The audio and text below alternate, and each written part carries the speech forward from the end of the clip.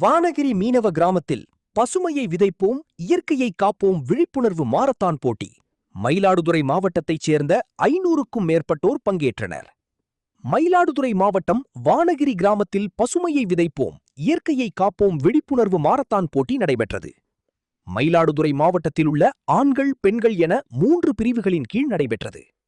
தர்மகுளத்தில் தொடங்கி வானகிரி வரை சுமார் 4 கிலோமீட்டர் தொலைவிற்கு நடைபெற்ற இந்த மாரத்தான் போட்டியில் பங்கேற்றவர்கள் பசுமையை விதைப்போம் இயற்கையை காப்போம் என விழிப்புணர்வு வாசகம் பதிக்கப்பட்ட டி-ஷர்ட்டை அணிந்து ஓடினர்.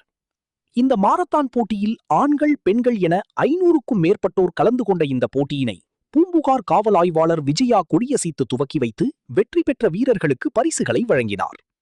இந்த போட்டியில் மாணவர்களுக்கு இணையாக பெற்றோர்களும் பங்கேற்று பரிசு பெற்றது பொதுமக்களிடையே வரவேற்பு பெற்றது.